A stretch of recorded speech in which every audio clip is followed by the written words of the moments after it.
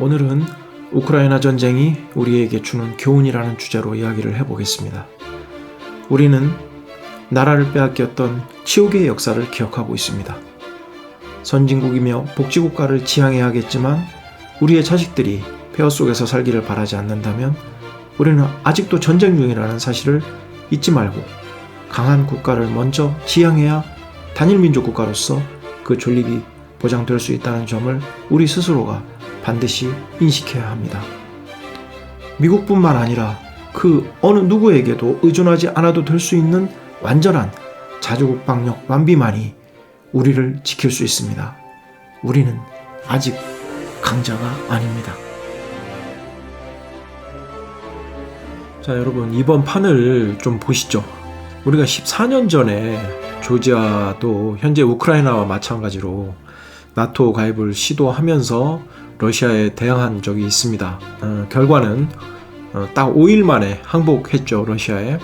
이번 판도 저는 그 14년 전에 조지아와 유사한 형국이다라고 보여집니다. 우크라이나는 젤렌스키 대통령 당선 후에 지속해서 나토 가입 희망 의사를 피력을 했고 분명 미국도 이에 대해서 반기는 눈치였습니다. 이유는 우크라이나가 나토에 가입하면 미국의 단거리 미사일을 우크라이나에 배치할 수 있는 거고, 그러면 미국은 모스크바를 단 5분 안에 타격할 수 있는 그런 지정학적 이점을 취할 수 있는 겁니다. 그런데 미국은 러시아가 작년 연말부터 우크라이나 동부 지역에 10만 명의 병력을 배치하자 군사 개입을 하지 않겠다고 발표해 버립니다. 이것은 결과적으로 러시아한테 너희들 하고 싶은 대로 해봐라 라고 하는 잘못된 시그널을 준 것밖에 되지 않거든요. 제가 생각하는 그 시나리오는 이렇습니다. 그 최초에 미국은 우크라이나를 나토에 끌어들이고 우크라이나의 그 동북부 지역에 단거리 미사일을 배치해서 모스크바를 단시간 내에 타격할 수 있는 그런 이점을 확보한 후에 우크라이나를 통과하는 러시아 그 가스관을 막고 미국의 천연가스를 유럽에 더 수출할 수 있는 길을 확보하려고 하는 의도 아니었느냐, 저는 그렇게 생각을 하고 있습니다. 그런데 그 의외로 러시아가 강하게 대응을 한 거죠. 그 예전에 쿠바에 당시에 소련이 핵미사일을 배치한다고 했을 때 미국에서 강하게 나온 것처럼 현재 러시아도 같은 모양을 취하고 있는 겁니다. 이건 안보상 굉장히 중요한 이슈이기 때문에요.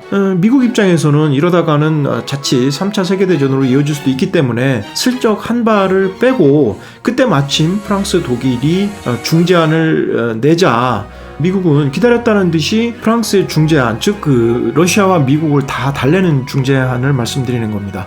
우크라이나를 나토에 가입시키지 않고 러시아의 안보를 침해하지 않으면서 미국에게는 유럽이 천연가스를 더 수입하는 제안을 한 거죠. 1월 28일 날 미국과 EU는 그 에너지 성명을 발표합니다. 즉 미국의 천연가스를 더 수입하겠다라는 뭐 그런 협상인 거죠. 그렇게 해서 이 우크라이나 사태를 마무리하고 싶었는데 막상 푸틴은 그거에 만족을 못하는 겁니다. 그래서 이제 푸틴은 결국 우크라이나를 공격해서 다시는 유럽에서 러시아에 대응해서 나토를 확대하려고 하는 이런 움직임을 아예 싹을 잘라버려야 되겠다는 강한 의지를 피력을 합니다. 막상 러시아가 우크라이나를 공격하자 미국은 뭐 완전히 발을 빼는 모양새고, 프랑스나 독일도 처음에 적극적인 중재를 하려고 하던 모습을 슬쩍 뒤로 빼고 그냥 여기서 우크라이나를 손절한 후에 전쟁이 더 확대되는 거를 바라지 않는다는 정도의 그런 제스처를 취하고 있는 상황입니다. 그럼 제가 이런 말씀을 드리는 그 근거를 몇 가지 말씀을 드리겠습니다. 러시아의 침공을 이미 작년부터 예견하고도 미국은 이에 대한 아무런 조치를 하지 않았습니다. 아마 미국이 강하게 뭐 군사적으로 대응하겠다 뭐 이런 제스처를 취했으면 러시아가 지금처럼 강공을 쓰기는 좀 어렵지 않았냐라는 생각을 지울 수가 없습니다. 그리고 미국이 분명히 계속해서 약속을 했죠. 스위프트라고 해서 그 국제은행간 결제망, 여기에서 러시아를 퇴출시키겠다, 이런 이야기를 했었고, 그 유럽에서는 에너지 수입도 막겠다, 뭐 이런 얘기를 했었는데 지금 아무것도 이루어진 게 없습니다. 현재 유럽에서는 국제 금융망 결제 제재를 하면 유럽에서도 피해를 볼 수 있다라고 해서 굉장히 소극적으로 생각을 하고 있는 것 같습니다. 이 국제 금융 결제망 퇴출 결정이 제가 이 방송을 제작하고 있는 지금 막 보도가 나왔습니다. 이처럼 미국과 유럽이 매우 소극적으로 이런 결정을 하는 것은 상당히 유감스러운 상황입니다. 에너지 수입도 지금 겨울철이기 때문에 에너지 대란을 우려해서 이 수입도 기존하고 똑같이 지금 진행을 하고 있는 것 같고요. 그리고 푸틴하고 그 측근들이 해외에 형성해 놓은 비자금이 상당액 있음에도 불구하고 이거에 대한 제재 발표도 하지 않고 있습니다. 이거는 결국에 러시아가 이번 우크라이나 공격한다는 거를 사전에 이미 인지하고 있었고 우크라이나를 손절함으로써 이 사태를 그냥 마무리해보자, 뭐 크게 제재를 해서 더 확대를 하고 싶은 마음 자체가 없는 겁니다. 그 외에 금융시장은 또한 그 변동성이 있을 때 아주 민감한 게 금융시장입니다. 금융시장의 흐름을 보면 그 2월 24일 이후로 전쟁이 개시되자마자 오히려 그 S&P 지수는 반등을 하기 시작합니다. 그 옆에 보시면 VIX라고 해서 S&P 지수의 변동성에 대응하는 지수가 있는데 그 변동성이 높으면 높을수록 VIX 지수는 올라가게 되고 안정적인 그 변동성이 없는 안정적인 상황에서는 VIX 지수가 바닥을 치는 것이 일반적인데 2월 24일을 기점으로 해서 전쟁이 발발했음에도 VIX 지수가 오히려 평시처럼 하향 안정화되는 그래프를 보이고 있습니다. 이 이야기를 어떻게 해석할 수 있냐면 금융시장의 큰 손들은 이미 이제 정부 관계자들로부터 고급 정보를 들었을 겁니다. 이들은 이 전쟁이 난다 하더라도 우크라이나만의 그 적은 지역에 예전에 조지아 사태처럼 우크라이나 내부 문제로 끝이 나고 크게 확대되지는 않을 것이다라는 그 정확한 정보를 들은 후에 금융시장이 패닉에 빠졌을 때 다시 그 주워 담는 그런 이제 전략적 행보를 취하고 있다라고 보여지고 있습니다. 물론 향후에 금융시장이 또 어떻게 반응할지는 더 봐야 알겠지만요. 또한 여기서 푸틴은 그 미국이 반응을 하지 않자 더 우쭐해집니다. 핀란드까지 협박을 하죠. 러시아 외무장관이 핀란드도 앞으로 조심해라. 나토에 가입하거나 하면 그냥 있지 않겠다. 우크라이나 사태를 잘 봐둬라. 이런 식의 협박을 통해서 더 이상 그 유럽에서 나토가 확대되는 거를 아예 이참에 쐐기를 박으려고 하는 모양을 취하고 있습니다. 중간 결론을 맺자면 이런 겁니다. 이제 강대국들은 예의라는 게 없다. 외교에서 힘의 논리만 적용이 된다. 결국에 외교를 잘하기 위해서는 힘이 바탕이 돼야 가능한 것이다. 라는 강한 교훈을 우리가 얻을 수 있게 되는 것이죠. 여기서 제가 반드시 한 가지 이야기하고 싶은 것이 있습니다. 바로 우크라이나 국민들의 결사항전 의지입니다. 과거 조지아와 달리 우크라이나 국민은 러시아의 막강한 화력에 기반한 무력 침공에도 불구하고 그 두려움을 뒤로하고 결사항전하고 있다는 것입니다. 지금 이 시각에도 수도 키예프를 적에게 빼앗기지 않기 위해 목숨을 걸고 적 전차의 화염병으로 맞서고 있다고 합니다. 우리의 6.25 전쟁을 보는 것 같아 정말 가슴이 미어집니다. 우리는 누구보다도 약소국의 서름을 겪은 민족입니다. 이 힘없는 우크라이나를 미국도 유럽도 민주주의를 대의로 하는 모든 국가가 버렸습니다. 막강한 러시아라는 독사 앞에 쥐신세가 되어버린 형국입니다. 지금은 21세기입니다. 우리 모두 이 약소국 국민을 응원하고 이들이 국가를 위해 목숨을 버리며 기꺼이 화염병을 들고 전차 앞에 뛰어드는 그 용기에 머리 숙여 그 숭고함을 기억해야 할 것입니다. 우리의 6.25 전쟁에 많은 국가가 참전하여 민주주의를 위해 같이 싸웠고 그 결과 나라를 지켰습니다. 그런 도움이 없었다면 어떻게 지금의 한국이 있었겠습니까? 우리 정부는 지금도 매우 소극적으로 러시아 눈치를 보며 말 한마디를 적극적으로 하지 못하고 있습니다. 이건 아닙니다. 우리가 어려울 때 세계가 도왔습니다. 이 상황에 전쟁 규탄이라도 해야 정상적인 국가이고 민주주의 국가라고 할 수 있지 않겠습니까? 그것이 내가 살고 있는 이 한국이라는 나라이기를 진심으로 바랍니다.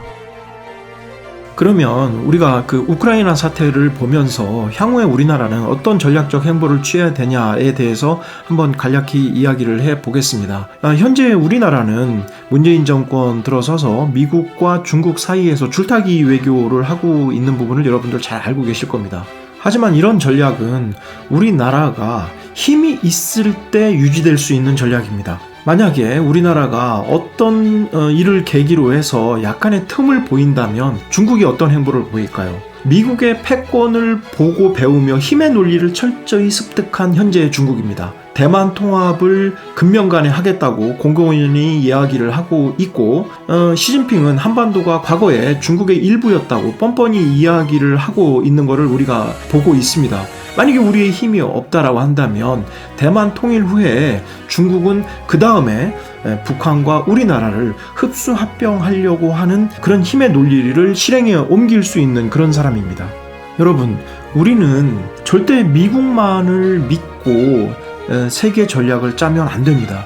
우리가 꼭 기억해야 될 것이 있습니다. 1950년 1월에 중국 공산화가 이루어진 3개월 후에 미국의 국무장관이었던 에치슨 라인이라는 것을 발표합니다. 이게 뭐냐면 공산주의가 남하하는 걸 막는 그 선을 일본 열도와 필리핀을 연결하는 그 선으로 하겠다는 겁니다. 결국에 우리 남한과 대만, 인도차이나 정지를 극동 방어선에서 배제시켜버리는 발표를 하게 됩니다. 결국에 이 발표 이후에 그해 6월 25일 날 북한은 보란듯 남침을 시행하죠.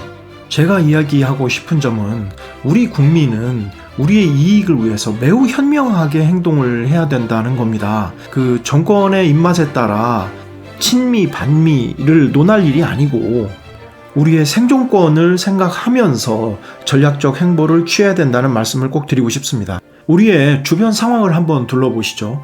러시아는 다시 이제 회복을 했습니다. 그래서 현재와 같은 행보를 취하고 있고, 우리는 러시아와 어떤 관계를 유지해야 우리의 국익에 가장 부합하는지 알고 있습니다. 우리는 러시아를 통해 북한을 압박해서 러시아의 에너지를 수입할 수 있는 그런 여건을 조성함으로써 러시아가 향후에도 우리나라가 러시아의 국익에 부합한다라고 하는 점을 분명히 인지시킬 필요가 있습니다. 다음은 미국입니다. 미국 입장에서는 현재 한반도가 지정학적으로 매우 중요한 위치에 있습니다. 러시아를 견제할 수 있고 더불어 급성장하고 있는 중국을 견제하는 데 있어 매우 중요한 지정학적 위치를 차지하고 있습니다. 하지만 그러한 전략적 중요성에도 불구하고 한국에 힘이 없다면 미국은 한국을 제2, 제3의 우크라이나로 만들 수도 있다는 점을 우리는 분명히 직시해야 합니다. 그런 상황을 만들지 않기 위해 우리나라가 취해야 될 행보는 분명해 보입니다. 무엇보다도 군사적으로 강국의 반열에 올라야 합니다. 핵을 완전히 포기해서는 안 되며 언제든 핵을 개발할 수 있다라고 하는 여지를 국제사회에 남겨야 된다고 생각합니다. 핵을 제외하면 우리는 어느 정도 군사 강국 반열에 올라 있다고 이야기할 수 있습니다. 그럼에도 이 정도만으로는 아직은 부족하다는 생각을 지울 수가 없습니다. 군사적으로 일본을 완전히 압도할 수 있는 수준에 올라야 하고, 유사시 중국의 주요 군사기지와 핵심 도시들을 무력화시킬 수 있는 힘을 보유해야 합니다. 그런 힘을 보유해야만 미국도 중국도 우리를 협상 파트너로 인정하는 균형자론을 이야기할 수 있는 것입니다. 힘도 없이 균형자론을 이야기하면 지금의 우크라이나, 핀란드와 같은 처지를 면할 수는 없습니다. 이러한 복잡한 주변 환경을 고려할 때 우리가 취해야 되는 전략을 몇 가지로 요약할 수 있습니다. 첫째, 우리는 미군이 한반도에 지속적으로 주둔할 수 있는 환경을 향후에도 조성을 해야 됩니다. 미군이 한반도에 주둔함으로써 한반도의 전쟁 발발 시 미국은 자동으로 이 전쟁에 개입할 수밖에 없고, 주변국들이 이를 아는 이상 한반도를 무력으로 침공한다는 생각 자체를 가질 수가 없게 되는 것입니다. 두 번째는 프랑스 등과의 유대 강화입니다. 프랑스는 안전보장이사회 상임 이사국이자 핵 보유국으로서 프랑스와의 유대 강화는 향후 국제적인 외교 위상 강화에 큰 도움이 될 것입니다. 마지막 세 번째는 앞에서도 말씀드렸듯이 국방력 강화입니다. 현재 수준으로는 주변국에 비해 열세인 점이 많기 때문에 향후 10년 안에 국방비 투자를 늘려 주변 강대국과의 분쟁 발발 시 적들에게도 심각한 손상을 입힐 정도의 수준까지는 이르러야 합니다. 여러분도 아시다시피 우리는 작년 이미 유엔에서 선진국의 지위를 인정받았습니다. 하지만 그 선진국의 지위라고 하는 것이 유사시 한순간에 물거품이 될 수도 있는 상황임을 우리는 잊어서는 안 됩니다.